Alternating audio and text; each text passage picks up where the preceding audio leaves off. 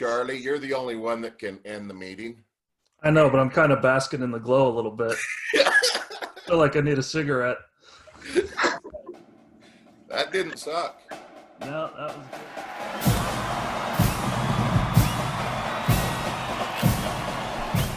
Well, we made it to episode 2 of the Unnamed Turf Podcast by Ergonomics. And this week we are proud to present as our guest David McLay Kidd, world-renowned designer. Had his shovel in the dirt in a few little places like Bandon, Mammoth Dunes, Gamble Sands, Tethero, St. Andrews. Just a couple places here and there. No big deal. Anyway, he was kind enough to actually step off the site at Gamble Sands where they're doing a short course and talk to us for about an hour. Can't thank Ross Laubscher at Entrada enough for setting this up. Kid is doing a wall-to-wall redesign at Entrada. Can't wait to see what he does with that piece of ground, and it will be in great hands once Ross takes it over from him. Anyway, without further ado, here we go. David McLay Kidd.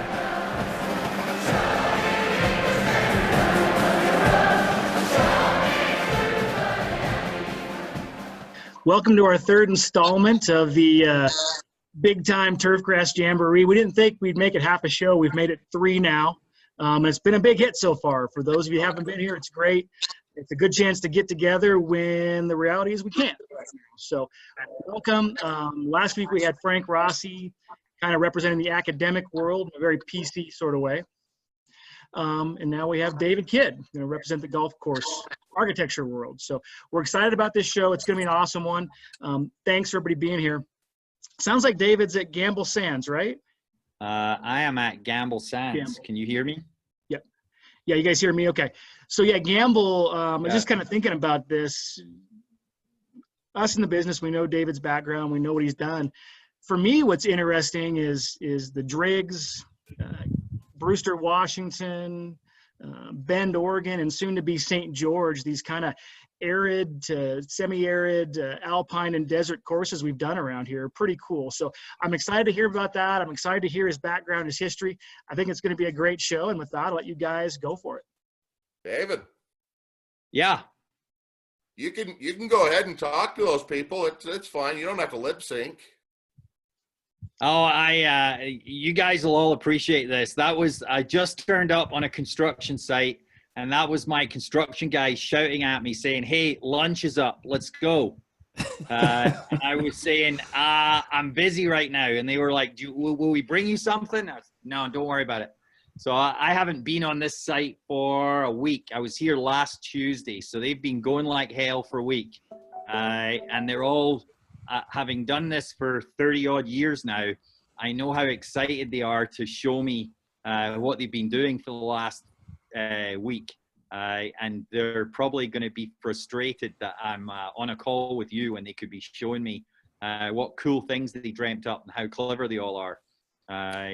So after this call, I'll be running out in the dirt and seeing what we've been doing. Just to give you a heads up, I'm here at Gamble Sands in Washington. I don't need a background. This is what I'm actually looking at.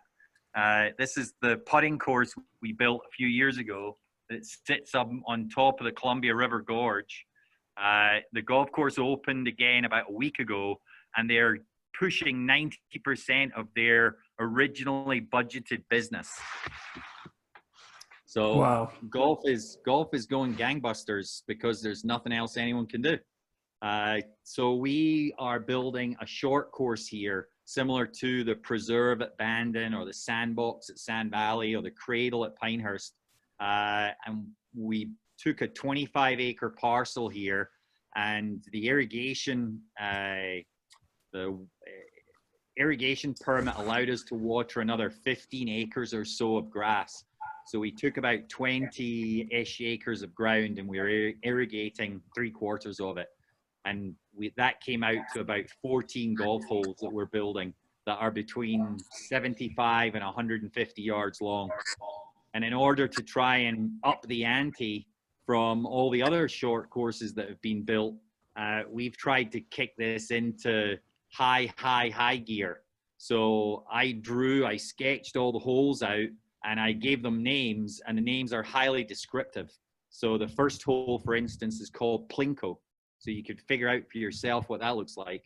The third hole is called Crater. So that might give you an idea what that one looks like. The ninth hole is called the Corkscrew. And these are all par threes. So the ground here is rock hard. It's all fescue. The ball, you cannot make a pitch mark in it. You can't make the ball stop. So whatever you do, the ball is going to bounce and run, which gives huge potential to a golf course architect, because I can design stuff for the roll, for what happens next after that ball bounces. And I can dream up really cool stuff so that the golfers can pitch or lob or putt a ball into a position and then have the next thing happen based on the contours. So very common in my part of the world, in the British Isles, very uncommon in the United States to have really super firm and fast surfaces.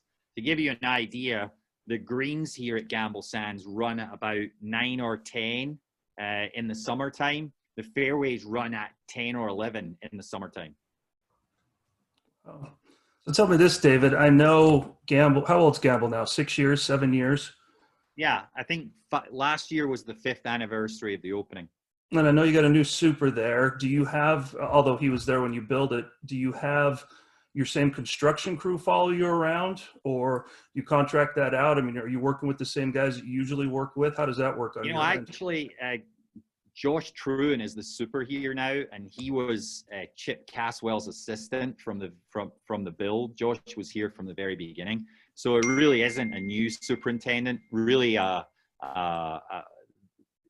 rising star. You know, Chip moved on. He wanted to go back to warmer climates, and Josh married a local girl, and he's a super guy, very, very smart, and he's got Gamble Sands in his DNA now. The construction crew is completely different. It's a different shaper that I brought here, a guy called Joe Hancock, who'd worked a lot with Mike DeVries. He worked with us in Seattle this winter at Sandpoint Country Club. So we have just like all of our peer group, the shaper fraternity is amoebas. So one project we'll be working with one group of guys, another project, different people are available, different skill sets, different personality mixes. So the teams are not exactly the same every time. They often morph and change because we don't have work. So the shapers will go work for someone else, and now they're not available for us. So now they're working on another project. But generally, we're working with the same group of guys all the time, but it's not exactly the same. So I saw the background that you guys sent. I mean, I'm a son of a superintendent. I was born and raised on a golf course. My dad was the first assistant at Glasgow Golf Club when he was 21. And when he was 24, the superintendent dropped dead of a heart attack in 1967. And the club loved my dad and decided we'll take a chance. And he became the head greenkeeper at Glasgow Golf Club, which is the 6th oldest club on planet Earth. It's the Augusta National of Glasgow. I mean, it's a very posh private club on the outskirts of Glasgow with the biggest houses and the oldest history. The club, the books in the club went back to the mid-1700s. So it was very well established, highly respected club. And he stayed there until I was I think I was maybe 12 or 13. And then he moved to a club farther away from Glasgow for a few years. And then when I was 15, he became the courses manager at Gleneagles Hotel, which at that time had 4 18-hole golf courses. And he had a staff of 100, which included all of the gardens. And they renovated the courses at Gleneagles, which James Braid had built between the wars. He actually started before the First World War and finished shortly after, before the Second World War hit. And my father renovated the courses back to their former glory and brought the Scottish Open there for 8 straight years, which regularly hosted 150,000 spectators through the tournament for 8 straight years. It was the biggest tournament in Europe other than the British Open. My dad was there for 25 years. He and two others wrote the bid document for the Ryder Cup to go back to Scotland in 2014, which they won. So my dad spent a lot of time. They also built a Nicholas course. So he's good friends with Jack. He spent a lot of time with Arnie, and I was his little boy at his side. So I got to a whole childhood of sitting, listening to my dad drinking whiskey with Walter Woods from St Andrews or George Brown from Turnberry, arguing about organics versus non-organics, or wetting agents, or how to get rid of POA, or all sorts of stuff, or why all golfers are idiots. But they all agreed on that one. So on and on it went, and I was absorbing all this as a kid. And so I went off to college to study horticulture. And in my intern year, I was going to go work on another golf course, probably Wentworth or Sunningdale or something like that. And my father actually came to me and said, hey, you know, you've spent your whole life working on golf courses.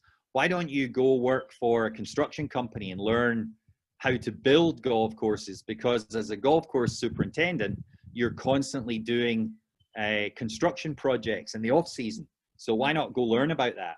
So I thought that's a good idea. I love design. I love architecture and history.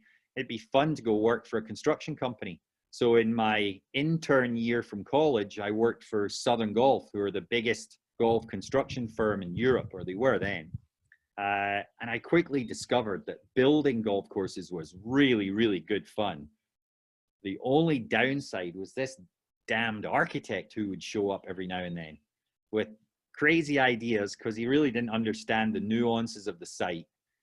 He'd never probably been a superintendent, so he didn't understand that, you know, there are wear patterns and drainage issues and all sorts of things that we have to consider that they don't. They want to put in a bunker, and I'm thinking, well, if I put that bunker there, it'll fill up with water and there's no way to walk onto the green. So at the end of my intern year, I was completely hooked into the construction of golf courses. And the only fly in the ointment was, how do I get rid of this architect guy? Because I really don't want to have to deal with him. He's sucking all the fun out of it. So the obvious step was to be the architect. If I was the architect, then I could keep building golf courses, which was the part that was the most fun anyway. And I quickly figured out, I knew even then, the designer of a golf course is the guy on the ground. That's who it is. So if the designer of any golf course tells me that they were on the ground once a month, they weren't the designer. And if they tell me they made half a dozen visits, they definitely weren't the designer, because there's so much nuance involved in it. The guy on the ground decides. So if that guy on the ground is the assistant to the architect, then maybe he's the designer. If the guy on the ground is the project manager, then he's the architect. If the guy on the ground is the construction manager and he's the only one, then he's the architect. So I would say that, just probably like the superintendent industry, the superintendent of a golf course couldn't really do his job visiting once a month. And I don't believe an architect can either. So basic question is, what is your relationship with the superintendent on a build? The better that relationship with the superintendent, then the better the end product, for sure. If that relationship is fractious, then it shows up in the end product. It's incredibly important to me that the superintendent and my team are simpatico, that we have a shared vision for what it is we're going to produce.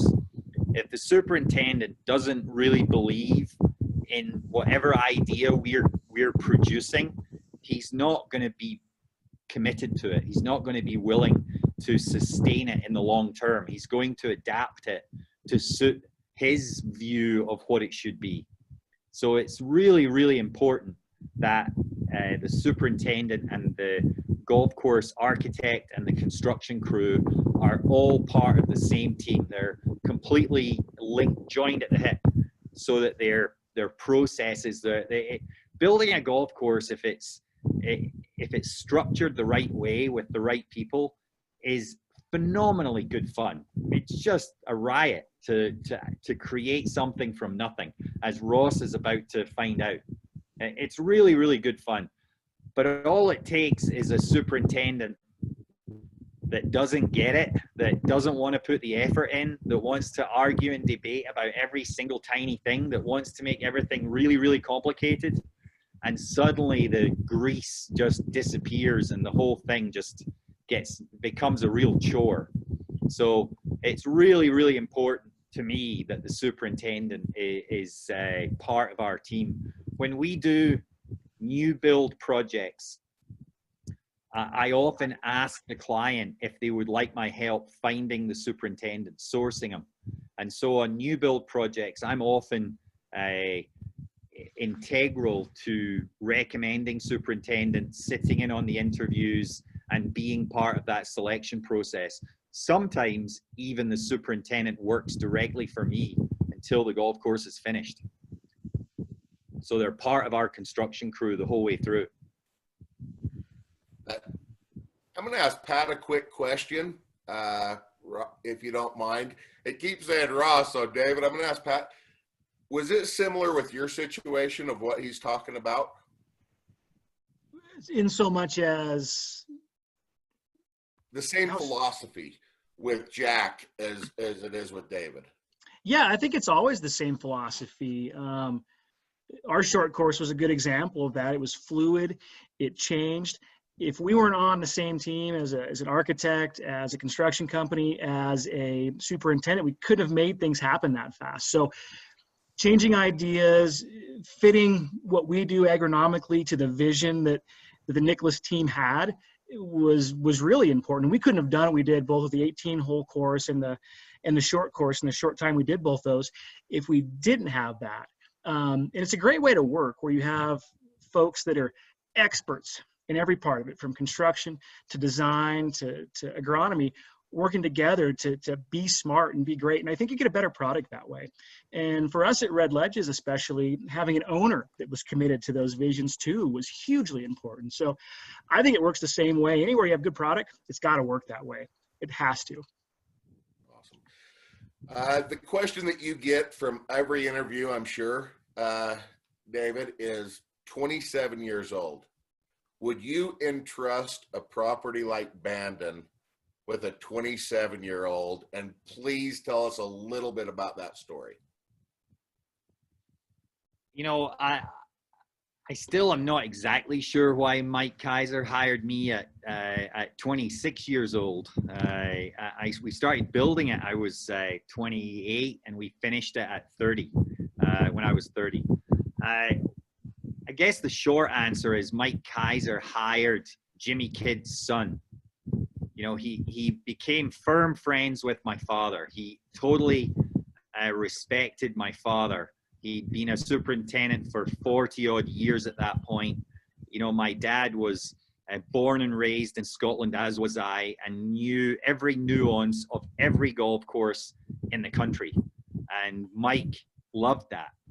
But my father was still at Gleneagles, and my father wasn't an architect and a builder. He was a superintendent. So I think Mike hired the prodigy of his Scottish superintendent. He hired Jimmy Kidd's son, not David Kidd back then. And so I didn't know enough to screw things up. I hadn't spent a lot of time on conventional American parkland golf courses with golf carts and lakes and ornamental trees. I'd spent all of my life on courses in the British Isles that were raw and completely authentic and untouched. And so Mike knew that. I did not have the knowledge to screw up Bandon Dunes. All I had the knowledge to do was roll out the simple ethos of golf in the British Isles onto that piece of land. 10 years later, I probably knew more than enough to screw it up.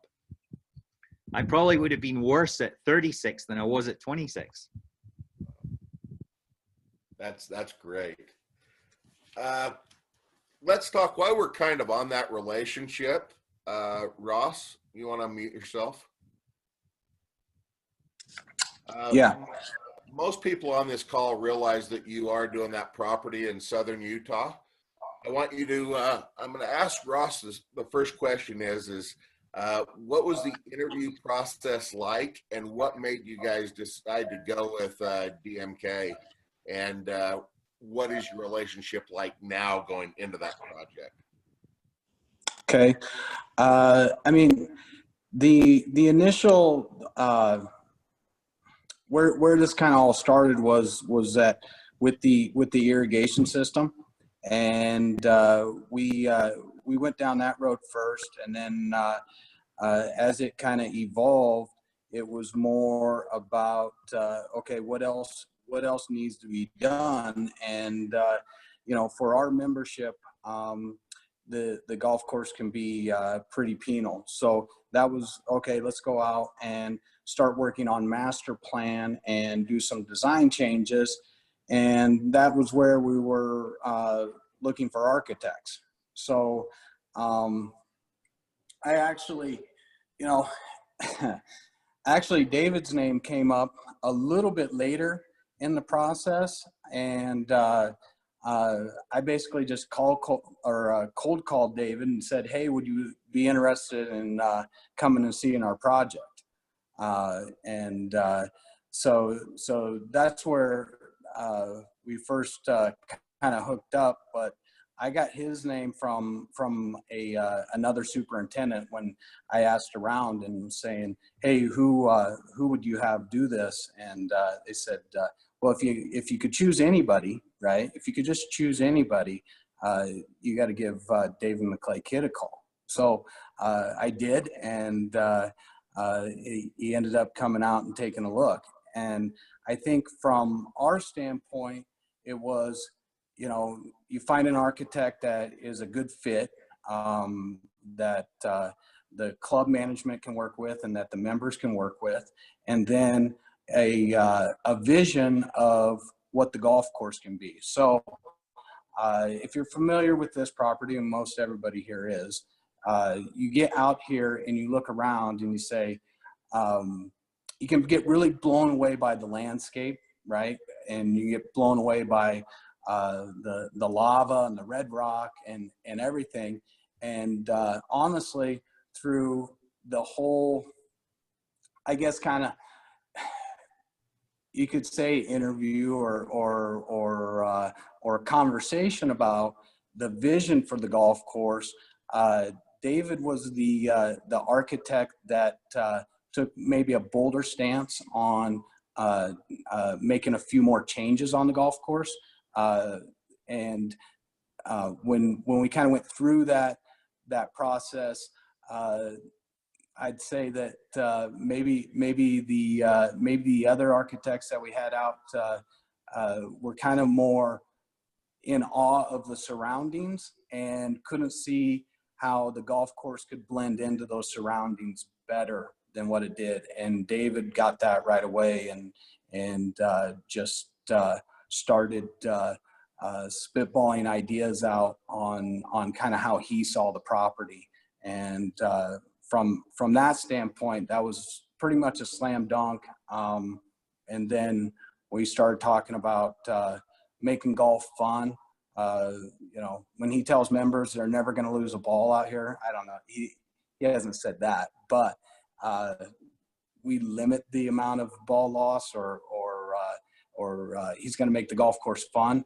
I mean, our members were sold on that right away. So, and then at the end of the day, from the club standpoint, we're always growing. We always want to sell memberships, right? So, what person gives us a platform to do that from, right? So, and David is definitely one of those names that moves the needle on that part. As far as working with David and his team, I mean, we couldn't ask for any better. It's been awesome. So they listen to member input. They listen to my input. You know, it's definitely a team effort, and you feel a part of it. So it's been great. You built some really hard golf courses, David. I have. Yeah. That was, I went through a really bad divorce a few years ago, so I was all pissed off. So I wanted to make sure everybody else was pissed off too. Kind of like Johnny couldn't putt, so nobody else can. So when did you decide to make it fun? When did that hit you where, you know what, the game's hard enough, let's make it fun? You know, it was probably 2008. I opened 2 courses that year, Tethero Golf Club in Bend, Oregon, and the Castle course at St Andrews, the home of golf in Scotland. And both courses opened to great critical acclaim. They were both best new. I won Architect of the Year in Golf Magazine that year. And so if you were looking at it purely as a business, I was doing better than I'd ever done. My peer group were telling me I was great. The media was telling me I was great. And I was making a lot of money. However, the golfers weren't telling me I was great. The golfers were playing these courses and getting beat to shit. And they were saying, you know, I kind of get it. It looks beautiful. You know, I'm just not that good a golfer. You know, I've got the bag tag, and I probably won't come and play it again. And I felt that was fundamentally wrong. No matter what my peers in the media were telling me, if the golfers weren't resonating with it, then it was ultimately going to fail. It's a bit like making a movie that wins all the Oscars, but no one goes to watch it. Remember that movie, The Shape of Water, a few years ago? How many people watched it? Not that many. Would you watch it again? Probably not. It won a whole bunch of Oscars. It must be great. You guys must be idiots. You're not watching that movie at least once a year. Well, it's a crap movie. You know, wasn't that good at all. So that's where I could see myself going. I was starting to build these courses that the only people that were thrilled were the critics who were fundamentally wrong in my humble opinion. They kept wanting to build courses that were longer, skinnier and skinnier, harder and harder, more expensive to build, more expensive to maintain, and not that much fun to play. Talk about a recipe for killing our own business. So back in 2008, I took my team then and said, hey, you know, let's reconsider this. While we're at the top of our game, this is the perfect time to reinvent ourselves, to go back and figure out how we can stay at the top of our game. And so we went back to Bandon Dunes for a week, and we played every course. And every afternoon or evening, we sat down in a formal, professional way, and we picked these courses apart. What is it that makes these courses so popular to the average golfer? And the reasons are really simple. The average golfer, what do you think the average golfer shoots at Bandon Dunes? The average guy that turns up with dollars in his pocket? 100. That's the number he's trying to break, is 100. And what yardage is he actually playing the golf course from? Well over 90% of the players that play any of the courses at Bandon Dunes never play a course more than 6,300 yards long. So the average guy can't break 100 on a 6,300 yard course. How many of you have your average member playing a course longer than that? All of you. Oh, probably all of you. And it's, you know, it's fundamentally wrong right there. I mean, the reason Bandon is so successful is people have such a good time. And then there are many more things. How many golf balls does the average golfer lose at Bandon Dunes? Not very many. It takes some effort to lose a golf ball. You got to hit it over into the ocean. You know, how many times does he 4-putt? Not very often. The greens aren't that wild. You know, so, and then fundamentally, you've got this incredibly authentic landscape. It's very, very simple and authentic. You know, to give you an example, we just finished a major remodel at Sandpoint Country Club in Seattle. We spent $3 million plus the irrigation system, so $6.5 million all up, including the irrigation. I told the members, we're going to make this thing wider. We're going to give you more options. We're going to make the greens bigger. And all of the members thought that was fantastic. They had a 96% approval rating for the project. But there were just a few people who said, well, he's going to make everything bigger. He's taking down all the trees, widening fairways, making greens bigger. They're moving bunkers around. The golf course is going to lose its teeth. It's going to be too easy. Well, the golf course opened last week, and guess what happened? The average golfer did indeed break 100. The average golfer can now get round. They're not losing golf balls. They're having a great time. They're making bogey, bogey, bogey, par, bogey, bogey, par. But guess what happened to the really good golfers? Well, now those greens are bigger. We tucked the pins. Now we moved bunkers into positions that are relevant. So now the good golfers are actually having a harder time scoring. They're not going birdie, birdie, birdie, birdie, birdie. They're making, you know, pars and bogeys and the occasional birdie. They're having to work harder to get a birdie than they did before. But they don't have to work harder to get bogeys. The golf course is probably easier as a bogey golf course, but it's much more interesting as a scoring opportunity. The golfers can be much more aggressive because the penalty for failure is now reduced. Hasn't made the golf course easier at all. One of the things I continually tell people is that the balance of challenge and playability are not the scales of justice. If you make something more playable, you don't make it less challenging. Those two things are completely separate. I would argue that Augusta National is entirely playable. There isn't a bit of rough on it. But you can't lose a golf ball. But is it challenging? Yes. So Augusta National is extremely playable and at the same time, extremely challenging. David Phipps had a question about Sandpoint in Seattle. He just wanted to know what it was like convincing the membership to buy into changing from a Parkland course to a link style course in downtown Seattle.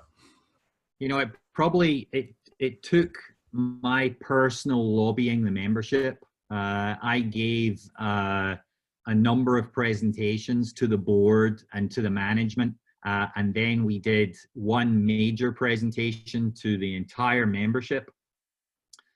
As part of that presentation, we did a 90-second Hollywood-style CGI fly-through of what the golf course would look like after we finished.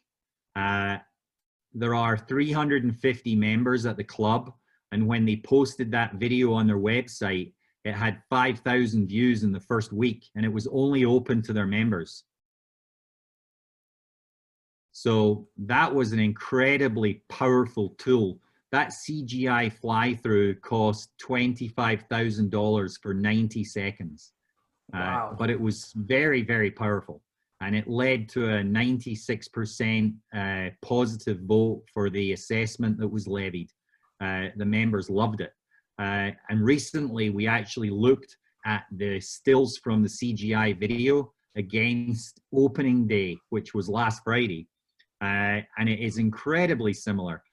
Nick in my office showed me a photograph and said, what do you think of that? And I had to check it out a couple of times to challenge him and say, that's not real, that's the CGI. And then he showed me another picture and said, well, this is the real version. Extremely similar. Couldn't really tell them apart. So maybe touch on a little bit you go out to Bandon, you had acres and acres and acres to look at. You go to Brewster, you have acres and acres and acres to look at. Going to Ross's course at Entrada or Sandpoint, do you just see a blank canvas even though there's a golf course sitting there? Does it depend? Okay. No, of course not. No, Okay. It's two entirely different things. I mean, working on an existing golf course, you have all of the existing infrastructure. At Sandpoint, we had a brand new irrigation system that they had just installed. So they really got the cart before the horse. So what I look for in the renovation remodel world is an existing golf course that has potential. And in Entrada, you have a phenomenal palette to work on, and just a superb frame. You have a really enthusiastic membership and management team. But I know this is going out on YouTube, but I'm going to say it anyway. The golf course is underwhelming. The golf course it didn't reach the potential of the site. And so I believe that there was a lot more potential could be gotten out of that site, even with all the homes built, even with the routing that we can't change. The golf course that was put down 20 years ago, they did so with an extremely limited budget. And they did so with an architectural ethos that was, 30, 40 years old. It was a mid 80s, early 90s design ethos, very rounded shapes, very contemporary, very predictable. And I think that the landscape is so rugged and awe-inspiring. I think the golf course stands a really good chance of being similar. The foreground picture that we can create can be so much better than what's there now. And it doesn't take a whole lot. A lot of it is changing the shapes and the options and the visuals of what's there. We don't have to move mountains of dirt. We don't have to install masses of infrastructure. We're not even planning to take out most of the cart path. Wow. Yeah, I can assure you, you're not the only one that has the opinion that Entrada was a little underwhelming when it was built. Sorry, Ross.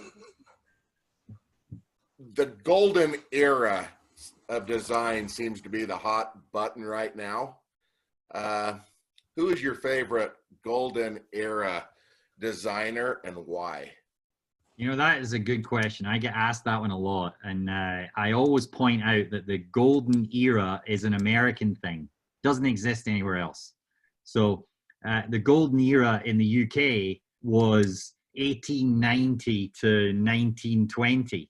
And then the protégés of that golden era came to the US. And that's where you've got Ross, McDonald, all sorts of others. So the golden era for me was the guys that came before your golden era. So in the UK, it was what they called the Great Triumvirate. So it was Harry Varden, Braid, and Taylor. And Braid was obviously the guy that I spent most time playing his courses. My father was at Gleneagles for 25 years. James Braid won the British Open 5 times. He was a club pro. He was at Walton Heath for 50 years as the head golf pro. And he didn't like to travel by any other method than car or train. He went over to France and he built a couple of courses there, decided he didn't like boats. He certainly didn't like airplanes. And so he never came to the US. There is no evidence of any of those guys. Colt did a little bit of work on the East Coast, but not very much. Colt was instrumental at Sunningdale, St. George's Hill, all sorts of courses in the British Isles. So those were the courses I was raised with. So I'd encourage your listeners, if they ever have a chance, to look at the guys that influenced the Golden Age architects and take a further step back in history. And my favorite would be Braid. Charlie's got a question for you.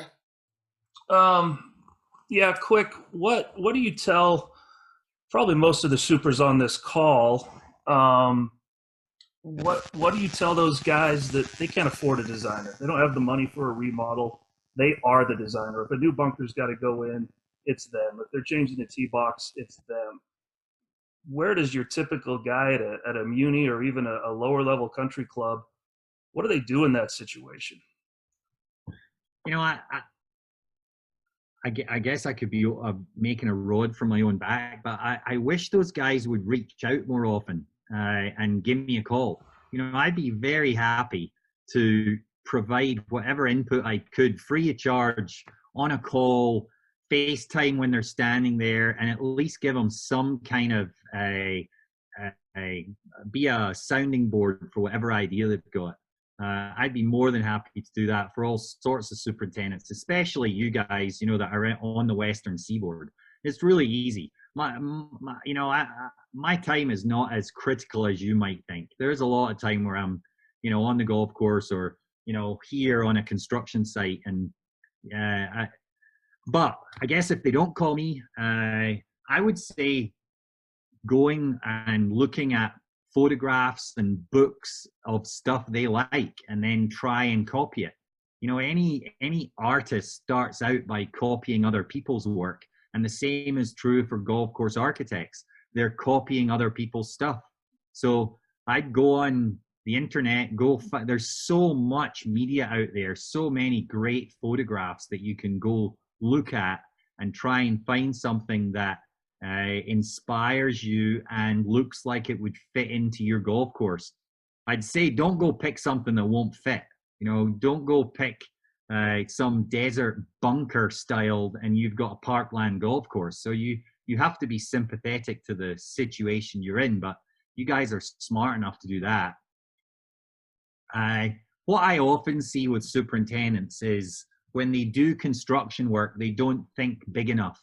So I always used to argue with my dad when I did a remodel work for him on the golf courses that he was involved in. I would shoo him away. I'd tell him I didn't want him there while I was doing it, because my experience was I would track in a 15-ton dozer and a 25-ton excavator, and all he would see was 5 acres of sodding he'd have to do. And he didn't want to have to deal with that. So he wanted to strip just enough area to do the bunker or just enough area to do the tee, and then horse some dirt in with a few tractor trailers and pack it down and make this little birthday cake of a ladies' tee on the 4th hole. And it didn't blend in and it looked like, crap. So I would want to strip, half an acre and bring in 5,000 yards and tie the shape in properly and move the irrigation, and then maybe I hydroseed all the surrounds and I just sod the T-top. And that was my experience, was because of the damage that major works create, the superintendents would default to limiting the perimeter of the working area. And that would inevitably mean that the thing they created looks out of scale. The tee's not big enough, the bunker's not big enough, the contours don't tie in, the grading isn't quite right so that it won't drain water easily. So I guess those would be my points. Give me a call. I'd be happy to chat, look at media pictures, stuff like that, and always consider stripping more sod so that you can make a feature that looks good. Is any job too small? And that's a stupid question because I realize they are. But if somebody calls you and just wants to redesign bunkers or wants to do green complexes and kind of a smaller part, is that something you'd be willing to do with your I look at it from your point of view rather than from my point of view. If you're a club that's going to do a 10-year renovation program and you're going to rebuild the whole golf course, but you're going to do it over 10 years, or you're just going to redo a couple of greens and a few bunkers, but it's often better if you can find an architect who's closer to you, the closest guy. If I'm the closest guy, call me. But if you're on the east side of the Rockies and you want to hire me, that's not going to be easy. I can't pop down. I mean, I'm lucky enough to be a pilot. I popped down to see Ross last week. It's a 3-hour flight for me. So it's really easy to fly down in the morning. I could have flown back that night. So anything this side of the Rockies, I can probably do relatively easily. But even then, sometimes if the amount of work is either smaller or going to be stretched out over many years, you'd be better finding a golf course architectural partner that's really close to you, and finding someone that's on your doorstep, because they're going to be able to give you the time and expertise. I would, however, caution that not all architects are equal. Your business is very good at the golf course superintendent's industry, which I know intimately well, being the son of a greenkeeper. I understand the continued learning process that you guys have all gone through. The fact that most of you have a higher education certificate or degree, and then you've done classes. Golf course architects, a lot of the time, have not.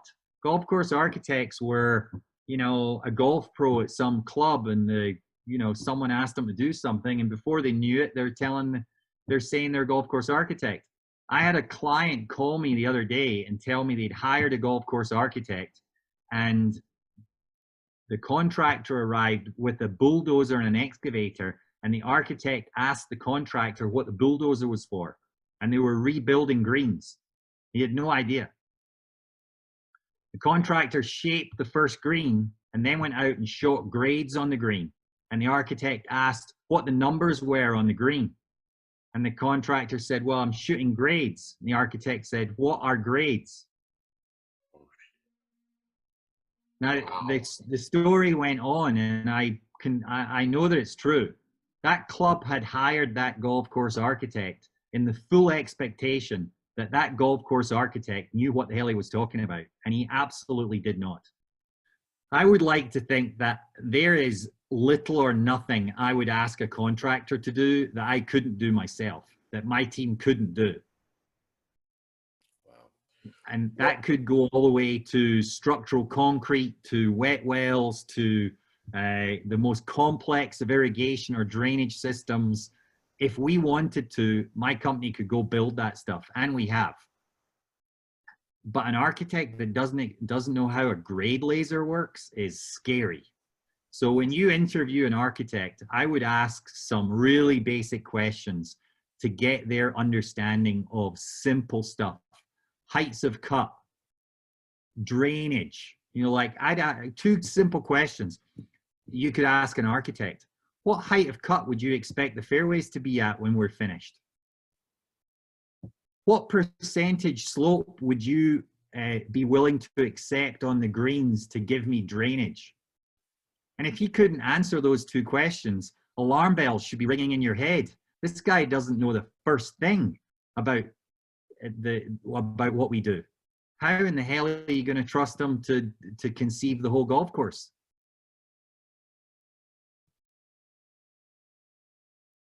Well, we could probably go on for hours, but I know you've got a crew waiting for you. I do. They finished their lunch. I got to chase them back to work. I would love to do this again in the future. I've got a little speed round for you. So go for it. Short questions, quick answers. And some that have been typed in. Thoughts on Southern Utah and the potential of Entrada when all said and done? I think that Southern Utah is an undiscovered place as yet to most Americans. It's absolutely gorgeous. I think that Entrada can be a force to be reckoned with in the state. Utah does not have a reputation for numerous really good golf courses. So I think that Entrada can rise up through the ranks and be considered one of the best in the state. What could American superintendents learn from Scottish superintendents? I think American superintendents have learned a lot in the last 30 years. I mean, I think that we've seen a sea change, that American superintendents are the best trained superintendents on earth by an order of magnitude. And that has led to an overdependence on chemicals particularly. And so the Scottish superintendents with minimal labor, minimal budgets, have managed to produce a lot over hundreds of years. And I think in the last 30 years, certainly the last 15, the American superintendents are looking back to those simple cultural practices and taking something from that and realizing that there's a marriage can be had between the cultural practices of the old world and the more high-tech cultural practices of the U.S. superintendent. Where do you see the game in 20 years? I think that we're about to see a massive change in the game, even in the next 5 years. I think that golf could enjoy a rebound over the last 20 or so years, we've seen round numbers declining. Golf has been competing with all these other things. And now I think golf, particularly with the advent of Topgolf and the popularity of these minimalist golf courses, be it Streamsong or Sand Valley or Bandon Dunes, we know that the average golfer wants to play golf. And we know that the average non-golfer, 50 million of them last year, went to Topgolf to hit balls. So it's our job to figure out how to make the American population participate more in golf. And I think that's going to happen by taking a lot of existing failing golf courses and reimagining them as something else, whether that's a short course or a putting course or 12 championship holes or who knows. But I think that the time is ripe to morph the old model of 18 holes in a driving range into something else. Why the hell does it take 5 hours to play a round of golf? And in your mind, how long should it take? Well, quite often I don't want to play 18 holes. I want to play 9 holes or 12 holes or 5 holes. So when I play 18 holes, it's an all-day pursuit. I can't do it in just a few hours. I think it takes so long when it's an 18-hole round because, especially in the US, the committees are berating members for not posting scores. They make no allowance for match play.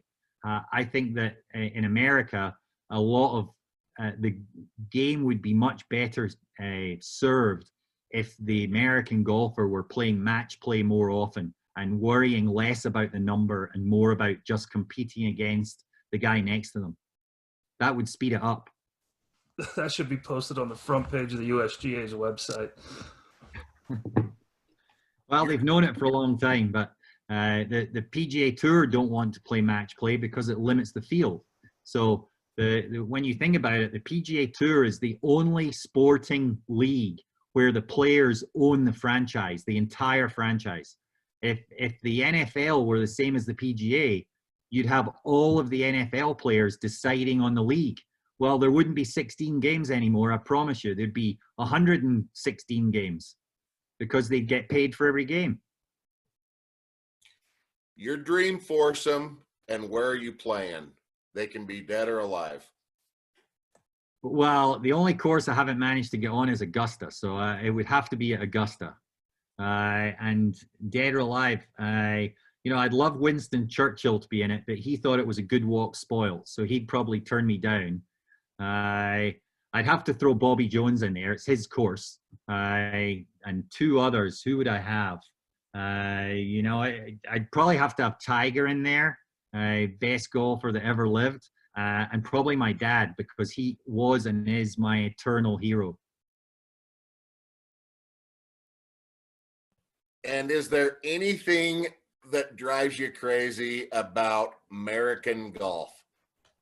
Anything that what? Drives you crazy about what we do over here? Oh, I love the passion for the game, and the game is American.